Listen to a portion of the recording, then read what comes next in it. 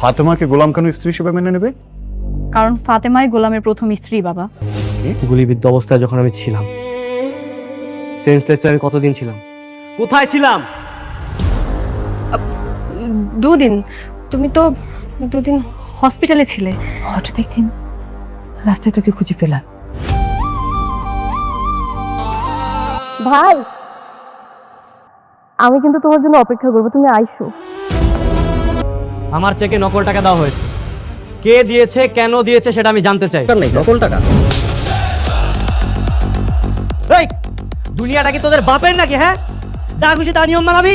হ্যাঁ, যতক্ষণ না পর্যন্ত আমার বোনের জীবন ফেরত পাবো ততক্ষণ পর্যন্ত আমি এই ব্যাংকেই থাকবো। আসসালামু আলাইকুম প্রিয় দর্শকবৃন্দ, আশা করি মহান আল্লাহর রহমতে সবাই ভালো আছেন। আপনারা দেখছেন প্র্যাঙ্ক হিম রিভিউ হাব। নাটকের গল্প, গুরুত্বপূর্ণ ঘটনা, রহস্য আর পরবর্তী পর্বের সম্ভাব্য মোড় জানতে আমাদের চ্যানেলটি এখনই সাবস্ক্রাইব করে পাশে থাকা বেল আইকনটি অন করে রাখুন। আজকের ভিডিওতে আমরা আলোচনা করব দুনিয়া টাকার গোলাম নাটকের ২০তম পর্ব নিয়ে। এই পর্বে একের পর এক এমন ঘটনা সামনে এসেছে যা শুধু গল্পের রহস্যই বাড়ায়নি, বরং শেহজাদের অতীত নিয়ে তৈরি করেছে আরও বড় প্রশ্ন। তাহলে চলুন পুরো ঘটনাটি সহজ ভাষায় বিশ্লেষণ করা যাক। শেহজাদের স্মৃতির রহস্য আরও গভীর। পর্বের শুরুতেই দেখা যায় ঋতু আবারও শেহজাদের সামনে এসে তাকে গোলাম বলে ডাকছে, কিন্তু শেহজাদ স্পষ্টভাবে জানিয়ে দেয় তার কিছুই মনে নেই। ঋতু তখন শেহজাদের হাতের ট্যাটুকে প্রমাণ হিসেবে সামনে আনে। শুধু তাই নয়, তাদের অতীতের কিছু স্মৃতির সঙ্গে সম্পর্কিত জায়গায়ও তাকে নিয়ে যায়। ঋতুর আশা ছিল পুরনো সেই জায়গায় এবং পরিচিত স্মৃতিগুলো হয়তো শেহজাদের হারিয়ে যাওয়া স্মৃতি ফিরিয়ে দেবে, কিন্তু ঘটল ঠিক উল্টোটা। শেহজাদের কিছুই মনে পড়ে না, বরং তার মাথায় একের পর এক প্রশ্ন তৈরি হতে থাকে। তার জীবনের মাঝখানের কয়েকটি মাস কোথায় হারিয়ে গেল? সে যদি ঋতুকে সত্যিই বিয়ে করে থাকে, তাহলে সেই বিয়ের কোনো স্মৃতি তার মনে নেই কেন? আর তার হাতে ঋতুর নামে ট্যাটুই বা কিভাবে এলো?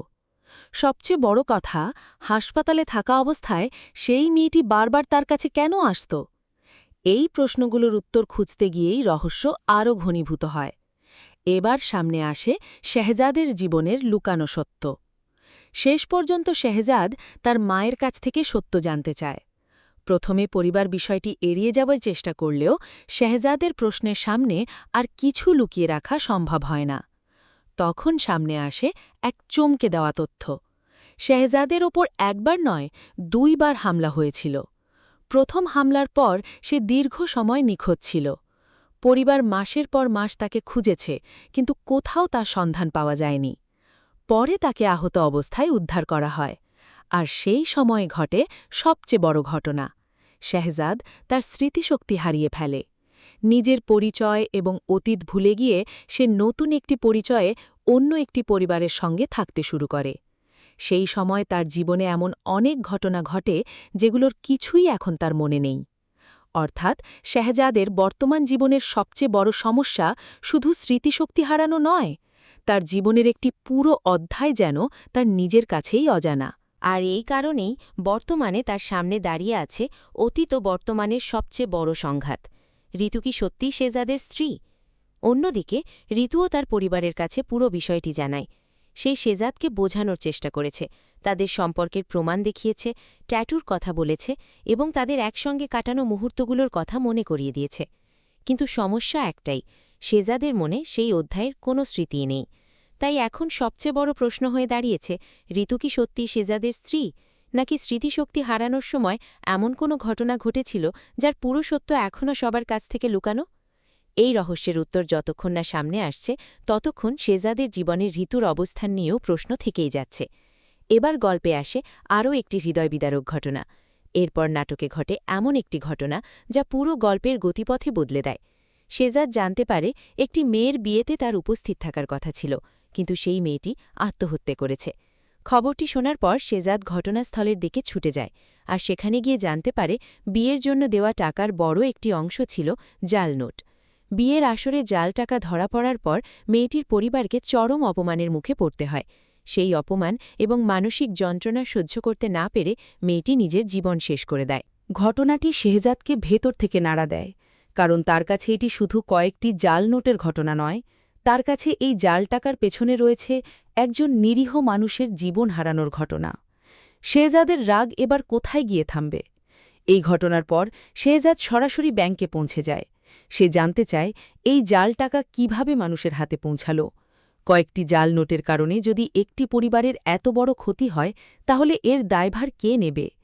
শেহজাদের প্রশ্ন আরও কঠিন হয়ে ওঠে যখন সে সাধারণ মানুষের দুর্ভোগের বিষয়টি সামনে আনে। একজন সাধারণ মানুষ কিভাবে বুঝবে কোন নোট আসল আর কোনটি জাল? ব্যাংক থেকে টাকা নেওয়ার পর সেটি জাল প্রমাণিত হলে দায়টা কার?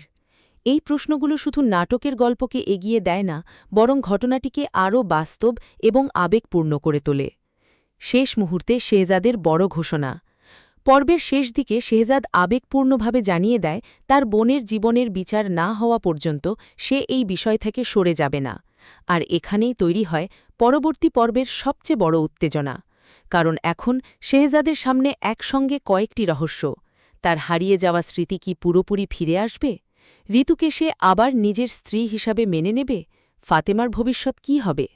আর সবচেয়ে গুরুত্বপূর্ণ, জাল টাকার পেছনে আসল অপরাধী কে?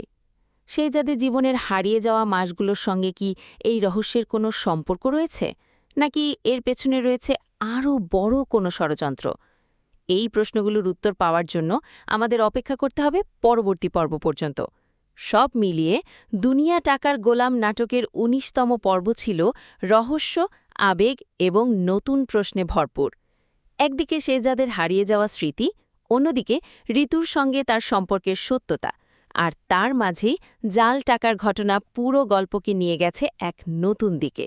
এখন আমরা জানতে চাই, আপনাদের কি মনে হয়, শেহজাদের হারিয়ে যাওয়া স্মৃতি কি খুব শিগগিরই ফিরে আসবে?